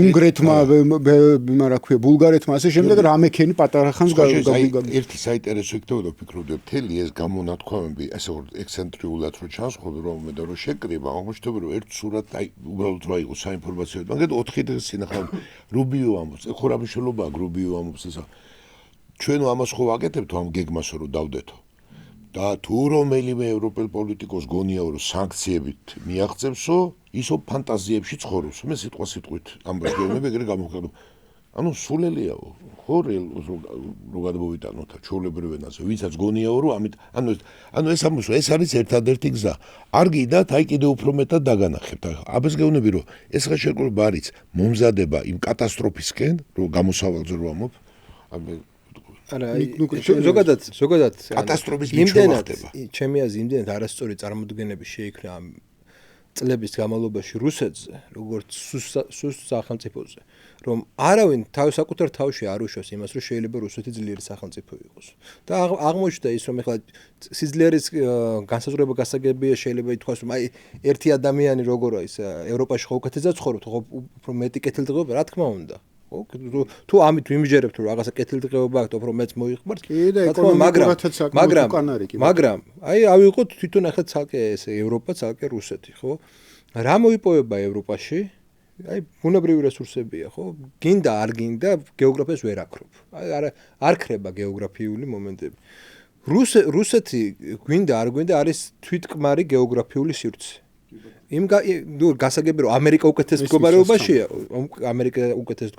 მაგრამ არის თვითკმარი და ემატება ის რომ მისი შეზღუდვები ნელ-ნელა იხსნება გეოგრაფიული შეზღუდვები რას ვამბობ რომ აქამდე ქონდა სამი საშუალება რომ ზღვაზე გასულიყო და ეხლა ჩილოეთ წყლებმა რაც დადნობა დაიწყო უფრო მეტი უჩდება რუსეთს და ეს რუსეთის უპირატესობას კიდევ უფრო აძლევს ანუ სულ და გეოგრაფიულ თვალსაზრისით ვამბობ მეორე მნიშვნელოვანი ნაწილია ის რომ თვითონ ბრძოლის უნარიანობა და სულისკვეთება ხო ევროპელებმა რაღაცნაირად დაკარგეს ეს ჩანს ახლა პირდაპირ თქვა რაღაცა დაკარგეს კი არა როგორც ჩანს სამუდამო დაკარგეს და ნოლია მათი ბრძოლის შენობრება და ეს ძალიან კარგად იცი მე ბაბატია და ხტყვილაკი როდესაც კარტი აიო დაყარეს ხო რადგან ეხლა მაგიდაზე უკვე როდესაც გენშტაბის უფროსი გამოდის და საუბრად მოწოდებს მეორე დღეს პანიკა იწყება და გადათქვამენ ესე იგი ამითი მე და შენ კი არ ჩვენ დასამონათებლად კი არ არის რუსეთს უთხრეს რომ არა ვარ მე მეომარი ადამიანი მე ვარ აი ლამაზი აი შემიძლია რომ ლამაზად ცხოვრობ კარგად და არ შებეხოთ ამას ხო რუსი უყურებს თქვენო ნაპოლეონი რომ მიადგა საფრანგეთს ის ახლა რომ ნაპოლეონობით მე სხვა შორის ერთხელ თქვი და ახლა ვიცი რომ ჩადება და მე უყურებ ხოლმე ფრანგ პოლიტიკოსებს ეჭვი ეპარება რომ მათ კარგად იციან მიუხედავად იმისა რომ შვენიერი განათლების სისტემა აქვთ გონია რომ კარგად არ იცნობენ არც თავის ისტორიას და არც ლიტერატურას საფრანგეთმა რომ მიიყვან ეს ამბები რო იყო და როცა ნაპოლეონობდა პასიონარული იყო საფრანგეთი და ამ ენერგიაზე იყო ალპებზე რო გადავიდა საფრანგეთმა უთხრა თქვენო არაფერი არ გაქვთ აი ხო ყველაფერი არისო და მოიპოვეთო უთხრა და აბა და ესე იყვნენ ფრანგები და ამ სიტუაციას ეხლა ამ ხალხს ეუნებიან საფრანგეთი და დატოვე ეხლა საფრანგეთიო და წადი საუმრეთო მე ხლა მტერმა არ აქვს და ზაშოროს მაგრამ სულ სხვა мотиваცია აქვს თქვა ურალში გაზდილ რუს და სულ სხვა აქვს მონპელიეში რომ ფრანგი ცხოვრობს და დილით რო კრუასანი და ყავა უდადალიო სხვანაირად ვერ წარმოუდგენია ეგ ომი კიდე სხვა რამეა ბძია აი ყავს უკრაინაში მეგობრები როგორც ზელენსკის მომხრეები ისე მოწინააღმდეგეები აი მომხრეების აი მაინტერესებდა რამოდენიმეჯერ მივწერე მქონდა ლაპარაკი და ეხა ისტორიკოსები არიან ისინი ჩემი პროფესიის და ძირითადად რისი იმედი აქვთ და რას ფიქრობენ უკრაინაში ყოველ შემთხვევაში ეს რამოდენიმე ადამიანის მაგალითი შემიძლია მოიყვანო ის რომ ელოდებიან ესე იგი ევროპის მილიტარიზაციას და იქამდე უნდა გავქაჩოთ სანამ ევროპის მილიტარიზაცია არ მოხდება ევროპის მილიტარიზაცია რომ მოხდება ანუ ეს მოლოდინები ეთყობა შიგნით ეს არის რაღაცნაირად რომ აი ეს იქამდე უნდა გავქაჩოთ მე მათ ჯარი რო ეყოლებოდა და სერიოზული რაღაცა სამხედრო მანქანა რო ექნებათ აი მე უკვე სხვანაირად წავა საქმე და იქამდე თუ ვერ გავქაჩოთ მაშინ ყველაფერი დასრულებული აი ეს ლოგიკა რაღაცნაირად მუშაობს და ერთი მე მაგ ხოლმე ძიმე შეკითხვა და ეს შენი მეგობარი ისტორიკოსები თვითონ ფრონტზე არიან თვითონ არ არის აი ეს მინდა ერთი რაღაცა გითხრა ჩემთვის ამას აქვს პრინციპული მნიშვნელობა და ჩემთვის არ ამარტო სხვა შორის აი ზელენსკი ამბობდა რომ აი ღირსება და ჩვენ აი ხშირად არიგა აქ არის ჩაცვალცვლება და შეკარგად იცის ამბობა დაგვირდის ფამინდა არის შუა საუკუნეებრივი ტერმინოლოგია და ანალოგებით მოდის და ჩვენ ესე უყურებთ ამ ფილმებიდან როდესაც ლეონიდე ლაპარაკობდა ამ განცხადებით თვითონ იდგა იქ და რაც არის გმირობის მაგალითი ხო ამას და ჩვენ აქ ლარდა ეს არის თელი ამ ის თვითონ იდგა პირველ რიგში და ამიტომ მაგალითად თუ ჩვენებდა მან ზუსტად იცოდა გარდამისა მიზანი იცოდა მან საბერძნეთი გადაარჩინა უნდა 3 დღე დაეკავებინა მაგრამ თვითონ აწირავდა საქართველოში ჩემდა სამწუხაროდ, ძალიან სამწუხაროდ ჩემდა ის კი არა რომ ომზე რო საუბრობენ და ხშირად ევროპაში და ომზე ლაპარაკობენ ადამიანები, რომელთაც თვითონ ამისგან დისტანცირდებიან და ოღონდ ამ გმირობასთან გმირობის მანტიას კი ის რომ უკრაინელი ხალხი გმირულად არის, ეს არ ნიშნავს უკრაინელი ხალხი, ეს არ არის მარტო გმირულად არის ის ვის კისერზეც გადადის, მაგრამ იმ ბარებში რო არიან უკრაინაში, მე წავს ვეგობრები, ისევ გატენილია, ყირაზე გადადიან, ერთობიან, ევროპაში მილიონებს ხარჯავენ, ბებაზე არიან, ისევე ეს თემა არის ეგეთი პირობითი რაღაცა და ახლა ვაპარაკოთ, ესე კოლექტიური გმირობა არსად არ ხდება ამ სიტუაციაში, მაგრამ შუა საუკუნეებში ესპანეთში იყო ეს მეფე წინ მიდიოდა ამ სიტუაციაში. ეხლა რატომ დაგითხრა ბაბათი? აგერ მე მაგალითად ბევრი ვიდეოები ბუნებრივია გვინახავს და მათ შორის რომ დაგვცილდი ზელენსკი და რაღაცა, მაგრამ ეხლა ნახე ერთი ვიდეო, რომელიც ნამდვილად დანახი არ მქონდა. და გავრცელებულია სხვა და შეს მე მგონი შენც გამოგიგზავნე. სადაც ზელენსკი ხსნის, ჯერ პრეზიდენტი არ არის და ამბობს რომ მე არა ვარ რომ ისეთი ბრძენიო რომ მე პოლიტიკაზე ვიფიქრო, მაგრამ ამე შედო რას ლაპარაკობ და ისეთ რაღაცებს ამბობს რომ არ დაიჯერებ თუ ნანახი არა გაქვს რომ ამბობს რომ არა უგეთო ენაო პირველი საკითხია. ჩვენი მთავარი ენა მე რო ლაპარაკობ ეს არისო. რუსულად ლაპარაკობ. და რუსულად ლაპარაკობ. ეს არის მთავარი ენო. რუსები არიანო, ჩვენ რუსები, ჩვენც მეები ვართ ერთმანეთში რას ომს არც კი ესა მას ეს ომი იმიტომ კი არ უნდა რომ პოლიტიკური სიტუაცია ამას არც კი უშვებს. და ის ხომ ტალღაზე მოვიდა. ამ სიტუაცია ეხლა უცებ ლაპარაკ. ხო, ცნობილია, იმიტომ ეს მისთვის არ არის, ეს თვითონ არ არის ის უკრაინელი ნაციონალისტი. ის დასავლელი, რომელიც აღმოსავლეთ უკრაინელს განიხილავს როგორც მოსკალად და იმად. ეს ცალკე პრობლემებია, მაგრამ ანუ ახლა რაც უკრებ თქვა, კი გავაწყვეტა, თუ ეს მით უმეტეს შემოვლო ჩემი თავი ღმერთმა მშვიდობაში ამყოფოს ისტორიკოსია თუ ქიმიკოსი, ამის იმედად არის, რომ ევროპის მილიტარიზირებას იმედად არის, მაგრამ ეხლა მე ბუნებრივი არ მაქვს ეს ინფორმაცია, მე მაქვს ის ინფორმაცია, რა ჟურნალს და რას წერენ. თვითონ ის ანალიტიკოსები, რომელიც კოსმოსიდან, ზეიდან, იმიდან უყურებენ და ამერიკელებს ხონდა და უჯერებენ რაღაცა, ისინი ამბობენ, რომ აქ დარჩა თვეების რესურსი.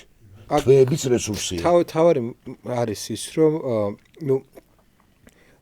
განწყობებს ამ შემთხვევაში არ აქვს მნიშვნელობა პოლიტიკური სტაბილურობისთვის და არა იმაზე, რომ ფრონტის ხაზზე რაც ხდება. ანუ როგორც თავიდან დავიწყე, არსებობს ფრონტის ხაზი, ერთი ნაწილი არსებობს თვითონ უკრაინაში პოლიტიკური სისტემის გრადობა და ამ პოლიტიკურ სისტემას შეუძლია თუ არა ხელის მოწერა, აი ეს საკითხი არის აქტუალური, ხო? იმიტომ რომ დღეს წესრიგში დგას სწორედ ეს ხელის მოწერის საკითხი. თორე ის რომ ზელენსკის ხელმოწერა უნდა თუ არა კიდე გაცვარეს ლეგიტიმაციის საკითხები საკითხის არსებობს და რას თავარია ახლა თუ ესე ვიმსჯელებთ, რა თქმა უნდა ის რომ მაშინ შეკითხვა ჩდება თვითონ ზელენსკიზე რატომ არ მოწერთ თავიდანვე მინსკის ხელშეკრულებას, ხო ხელი რატომ დისტანცირდა და უფრო დიდი ტერიტორიები ექნებოდა, უფრო მეტი ადამიანი ცოცხალი იქნებოდა, უფრო მეტი რაღაც ინფრასტრუქტურა შენარჩუნებული იქნებოდა და ასე შემდეგ. ანუ ეს ლეგიტიმური შეკითხვები ჩდება თვითონ უკრაინა გაჩდება ვიღაცა დასვამს და დასვამენ რა თქმა უნდა ამ შეკითხვას. აქ მთავარი მომენტი არის ჩემი აზრით ის რომ აი ზოგადად ისტორიის მაგალითი რა შეიძლება მოიყვანო, ხო?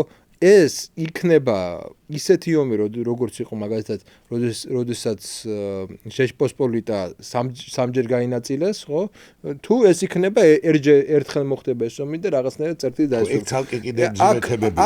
აქ მომენტი არის ის, რომ აი ჩვენ ვისაუბრეთ, ხო, რომ ხელშეკრულებები უკვე აღარ არის ეფექტური იმ გაგებით, რომ ესე იგი, ხო იყო ეს ხელშეკრულება რუსეთსა და უკრაინას შორის ტერიტორიული ბუქარესტის ხელშეკრულება, როდესაც ბირთვული პოტენციალი გადაწეს რუსეთს, ხო?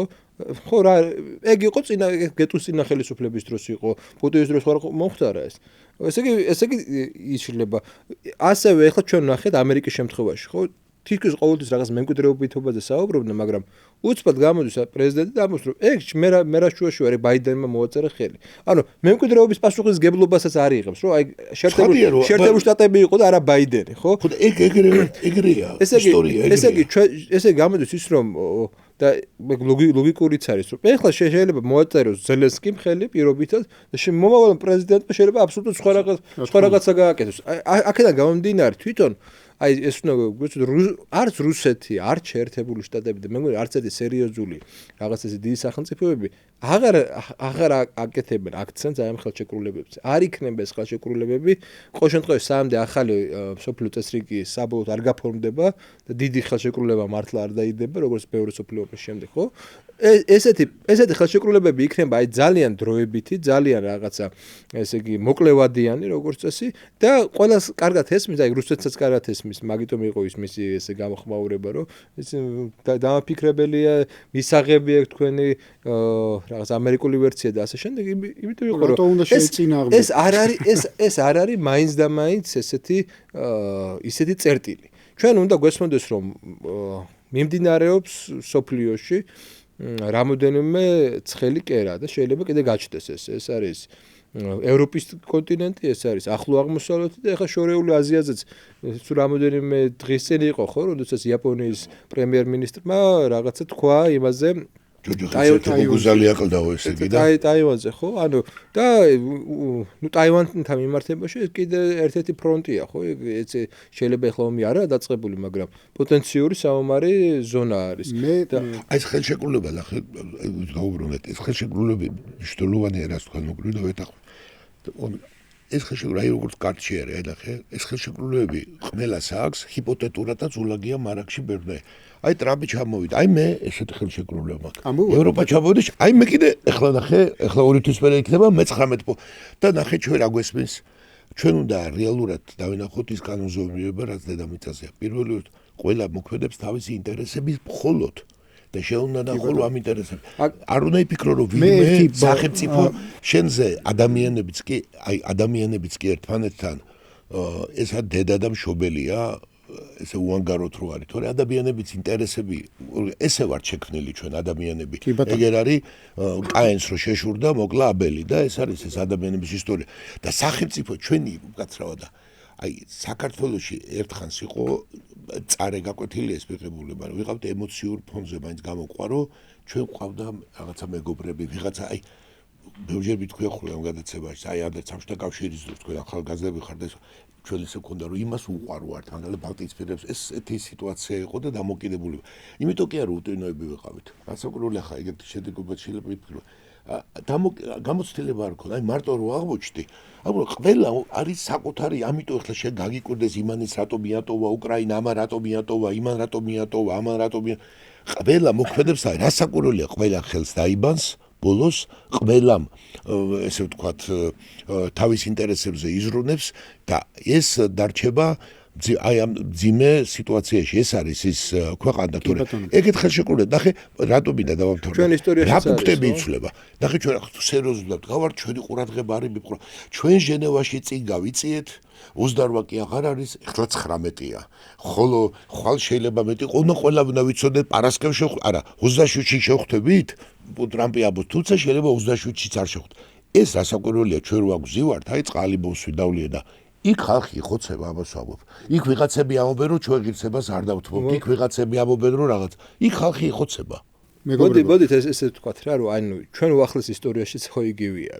ორ თარიღს ვიტყვი, ერთი არის 1920 წელი რუსეთ საქართველოს ხელშეკრულება. კი ბატონო, უნდა დაგედო, მაგრამ აბსოლუტურად სხვანაირად უნდა მოქცეულიყავი. აბსოლუტურად სხვანაირად უნდა მოქცეულიყავი, ხო? დადე, რა პრობლემაა? სხვანაირად მოიქცე. მეორე, სულ აი ჩვენ კონფლიქტის დროს სოჭის ხელშეკრულება. კი ბატონო. მოაწერე ხელი, რატომ გახავს ჯარი? რატომ გახავს ძიმე ტექნიკა? მოაწერე ხელი იყოს. რა მე რა რო დაარღვიეს. ანუ შენ იმდენად უჭყო აღმოჩნდი ამ შემთხვევაში. იმდენად უჭყო რომ ფარატინა ქაღალს ენდე, ხო? ესე გამოვიდა, რომ ფარატინა ქაღალს ენდე. აქედან გამომდინარე ესეთი ხელშეკრულებები რუსეთისთვის და არა მარტო რუსეთისთვის, შეერთებული შტატებისთვის იქნება ის რომ აი რაღაცა დროებითი ესეთი შეთანხმება ბოლოსკენ მივდივართ ხო ცხადია ერთი კითხვა მაქვს რა ესეთი ჩვენს ქვეყანასაც რო შევეხოთ ახლა ესეთი პერსპექტივიდან ასე ვთქვათ რა შენ შორეული აზიის საკითხი ახსენე ჩინეთთან დაპირისპირების თემა მანამდეც ახსენე ჩინეთთან დაპირისპირების თემა რუსეთის რუსეთის სტრატეგიული მარცხი როგორ შეიძლება დასავლეთს ქონოდა წარმოდგენილი, ხო, რომ ჩინეთის წინააღმდეგ გამოიყენებინა და ასე შემდეგ. ეხლა რა არის თემა და პროქსი ომებზე ვილაპარაკეთ და დღეს კი არა ზოგადად სულ მაგაზე მიდის საუბარი ამ თემაში, რომ ეს არის პროქსი და პირისპირება და ასე შემდეგ, ხო? და ცხადია, ცალსახაა, რომ დიდ სახელმწიფოებს შორის, მით უმეტეს ბირთვულ სახელმწიფოებს შორის პირდაპირ დაპირისპირება, თითქმის გამორიცხულია, რა, თითქმის გამორიცხულია, რომ ისინი ერთმანეთს უშუალოდ დაუპირისპირდნენ იმხელა, ასე ვთქვათ, ზიანის პოტენციალს ატარებს თითოეული მათგანი ერთმანეთის მიმართ, ხო? და შესაბამისად, პროქსი სახელმწიფოების გამოყენება მომავალშიც რჩება ერთ-ერთ ყველაზე ეფექტურ ინსტრუმენტად, ხო? ანუ ეს პროქსი ომი დამთავრდება დღეს ხვალ შეიძლება უკრაინაში, მაგრამ არ არის გამორიცხული, რომ სადღაც სხვაგან დაიწყოს, ხო? აი მაგალითად ტაივანის თემა ერთ-ერთი ძალიან მნიშვნელოვანი საკითხია ჩინეთის წინააღმდეგ პროქსი ომში, მაგრამ ჩინეთის წინააღმდეგ პროქსი ომად მოიაზრებენ ცენტრალურ აზიასაც, ხო? ანუ ეს არ არის მარტო ტაივანი, ანუ ჩინეთს შეგიძლია ორი მხრიდან მოაქციო პროქსი დაპირისპირებაში, ესე ვთქვათ, ხო? ავღანეთი პაკისტანის დაპირისპირებით იქნება ეს თუ რაღაცა სხვა რეგიონში შეხვალა თურქმენეთი ავღანეთს დაუპირისპირებ ერთმანეთს. ანუ სადღაც იქ შეგიძლია გააჩინო ახალი დაპირისპირების კერა და ამით ჩინეთს შეუქმნა პრობლემა. ყაზახეთით შეგიძლია ისევ რუსეთს შეუქმნა პრობლემა და ისევ საქართველოს შეგიძლია შეუქმნა რუსეთს პრობლემა, იმიტომ რომ პროქსი დაპირისპირება დიდ ძალებს შორის ეს არის მთავარი ინსტრუმენტი ერთმანეთზე ზემოქმედების, ხო? ამ წუთის მონაცემებით რუსეთი და ჩინეთი, ასე ვთქვათ, ლათინურ ამერიკაში ესეთ გავლენებს ვერ ფლობენ. ლათინური ამერიკა თან რთული მისადგომია, თუ ვთქვათ, ყაზახეთში ან სადღაც ვთქვათ, ავღანეთში ან ტაივანში უფრო ადვილად შეგიძლია იარაღის მიწოდებაც და ასე შემდეგ რაღაცა სხვადასხვა საშუალებებით, საკმაოდ შორია ჩინეთისთვისაც და რუსეთისთვისაც ვენესუელა, კოლუმბია და ასე შემდეგ, რა, კუბა და ანუ იქ მოქმედება რთულია ბევრად ამერიკის წინააღმდეგ, მათი გამოყენება პროქსად უფრო რთულია, ვიდრე ვთქვათ აი ამ ქვეყნების, აი ეს ვინც მე ჩამოვასახე. და ჩვენ მათ შორის საკუთარი თავი უნდა ერთის მხრივ, რომ ჩვენ უნდა ვიზრუნოთ იმაზე, რომ როგორ გადავრჩეთ, მაგრამ მეორეს მხრივ უნდა გვესმოდეს ის, რომ ჩვენ ვიღაცისთვის გრძელვადიან პერსპექტივაში ისევ და ისევ პროქსი სივრცეთ მოვიაზრებით, ხო? და აი მე რას ვაკეთებთ? ანუ რა არის ჩვენი აქედან გამოსავალი? როგორ შეიძლება ჩვენ ვიმოქმედოთ ისე, რომ ავირიდოთ თავიდან გრძელვადიან პერსპექტივაში საკუთარი თავის ისევ ეხლა თითქოს რაღაცა შეგვეშვნენ, ხო? თითქოს აღარ განიხილება ეს აქტიურად, იმიტომ რომ იქ არის დასამთავრებელი ამ წუთას, მაგრამ ეს არ ნიშნავს, რომ სულ შეგვეშვნენ. ეს არ ნიშნავს, რომ არასდროს არავინ აღარ მოისურვებს საქართველოს, მაგრამ ან კავკასიის, საქართველო იქნება, აზერბაიჯანი იქნება, რომელი იქნება, კავკასიის რეგიონის პროქსი დაპირისპირების არეალად გადაქცევას, ხო? აქ მნიშვნელოვანი მომენტია, არსებობს ეგეთი ტერმინიც არსებობდა დიდი თამაში, ხო? ბრიტანეთსა და რუსეთის იმპერიას შორის თელ ევრაზიის ტერიტორიაზე. ბრიტანეთი ჩავანაცვლოთ შეერთებული შტატებით და იგივე თამაში, ხა ბჟეზინსკის წერდა და ასე შემდეგ. ეხლა მოკლედ მთავარი მომენტი არის ის, რომ ცენტრალური აზიიდან ბალკანეთამდე, აი ეს ტერიტორია, საგზაო ტერიტორია და ასე შემდეგ არის ერთიანი სივრცე. ჩვენ თუ გონია რომ იქ რაღაცა ყაზახეთში რაღაცა ხდება და ეს საქართველოსთან არაფერი კავშირში არ არის, ძალიან ცუდია და ის რომ პაკისტანსა და ესე იგი ახლა ავღანეთს შორის იყო გარკვეული დაპირისპირება, ესაც აი იმის ნაწილი ვარ ჩვენც. კი უარყოთ ჩვენ აზიელობას, რა გეოგრაფიულ აზიელობას, მაგრამ მაინც ამ რეგიონის რაღაც ნაწილი ვართ. რასაც ბჟეზინსკი, ესე იგი ევრაზიულ ბალკანეთს უწოდებდა. მთავარი ესე იგი мотиваცია და ზოგადად არის ის, რომ ჩვენარი პატარა სახელმწიფოები ზოგადად უნდა ცდილობდნენ ბუფერების როლში დარჩენას. ანუ რადგან არ არსებობს ნეიტრალურ სივრცე. ნეიტრალური სივრცე არაა ბუფერობა. ეს მნიშვნელოვანი ნაწილია, რომ ნეიტრალური სივრცე ჩვენ თუ გონია რომ რაღაც ესე ნეიტრალურ ზონაში დარჩებით, არ დარჩებით. აქ უბრალოდ არის ის, რომ კონფლიქტების სერიები, რომელიც ესეთ დაპირისპირებებს ახლავს და არა პირდაპირ დაპირისპირებებს, როგორც მეორე მსოფლიო ომი იყო და ასე შემდეგ, ქმნის გარკვეულწილად სამყაროს ყოფს ზონებად. ყოფს დაპირისპირებულ ხელწერტილებად, ყოფს თანამშრომლობის ადგილებად, ყოფს გადაკვეთის ადგილებად და ასე შემდეგ. ესეთი იყო უამრავი მაგალითად, ხო? აი რა ვიცი, დაპირისპირების წერტილი იყო პირობითად ვიეტნამი ხო თავის დროზე, მაგრამ თანამშრომლობის რაღაც წერტილი იყო პირობი და ფინეთი, ხო? და ჩვენ უნდა ესე იგი გვესმოდეს რა გვინდა ჩვენ ვიეტნამიზაცია გვინდა ჩვენ თუ ფინეთიზაცია რა ეს უნდა გვესმოდეს კონცეფციურად უნდა გვესმოდეს ფინეთიზაცია თუ გვინდა ჩვენი ხო მაშინ უნდა გვესმოდეს რომ შენ რაღაც ამ დიდი სახელმწიფოების რაღაც ინტერესებს ვერ უარყოფ უბრალოდ ვერ უარყოფ არ გამოგივა ეს მაგრამ შენ შეგიძლია ისე გააკეთო რომ აი ესეთი თანამშრომლობა ამ სახელმწიფოებისთვის შენ ტერიტორიაზე იყოს უფრო მეტად მომგებიანი ვიდრე ამ ტერიტორიაზე კონფლიქტი სწორედ ამიტომ ის რომ აქ ფინანსიალიზაცია იწყება ეხლა ბევრი კრიტიკა არის ბევრს უნდა ინდუსტრიალიზაცია რომელიც ცოტა მოკლევადიან და შეიძლება გრძელვადიან სტრატეგიაში და იმ გეოპოლიტიკურ როლში არ ჯდება საქართველოში მაგრამ ის რომ აქ სხვადასხვა ფინანსური ინტერესები იყოს ის რომ აი ძალიან ბევრს არ მოეწონა მაგრამ თუნდაც ის რომ აი ოფშორების კანონი მივიღეთ და ასე შემდეგ ეგ ნიშნავს იმას რომ შენი ქვეყანა ემზადება იმისთვის რომ აი იყოს აი გარკვეულწილად ის ზონა სადაც აი თანამშრომლობა იქნება სადაც იქნება ამ დაპირისპირებულ გეოპოლიტიკურ ძალებს შორის რაღაცა წერტილი სადაც აი აი როგორც ხომ არის როდესაც რაღაცა მაფიაში ერთმანეთს როდესაც უპირისპირდებიან აი ეკლესიაში ერთმანეთს არ კლავდნენ ხო აი რაღაცა ეს ეკლესიაში სადაც ერთმანეთს არ კლავენ და სადაც ერთმანეთთან ლაპარაკი შეუულია მოლაპარაკების სივრცე აი ამაზე უნდა იყო აგებული და ის პოლიტიკა ხა გრას ნიშნავს პრაქტიკაში ნიშნავს იმას რომ შენი რაღაცა პოტენციალი გეოგრაფიული პოტენციალი პატარა ქვეყანა ხარ მაგრამ შეგიძლია რაღაცა კონდეს გზაჯვარედინების, ენერგორესურსების გამტარიანობის, ფინანსური რაღაც სტაბილურობის, აქ ჰუმანიტარული მომენტების ის რომ რუსები შემოვიდნენ აქ და აქ შეუულიათ რაღაცა დასახლება, აქ შეუულიათ რაღაცა შვიდობის რაღაცა ზონების შექმნა. ანუ ეს ყველაფერი მოითხოვს, რა თქმა უნდა, სულთან ნაციონალისტური კუთხით შეიძლება იყოს რთული ასაქმელი და უკმაყოფილებას იწვევდეს, მაგრამ სხვა გარდა იმისა, რომ შენ აი ესე თავშესაფარის ადგილი შექმნა, უბრალოდ არ არსებობს, იმიტომ რომ სხვა ყველა შემთხვევაში შენ იქნება პროქსის ნაწილი. აქედან გამომდინარე, ჩვენი რაღაც არჩევანი ჩვენ როგორც გითხრათ, ხელშეკრულებებით არაფერი აღარ ხდება, იქნება ერთ დროებით იმუშავებს ხოლმე გეოპოლიტიკური ლოგიკა. და ამ ლოგიკაში ან ჩდები შენ ან უბრალოდ გიყენებს ვიღაცა და ხდები უკრაინიზაცია. ან შენი ინსტრუმენტალიზაცია ხდება.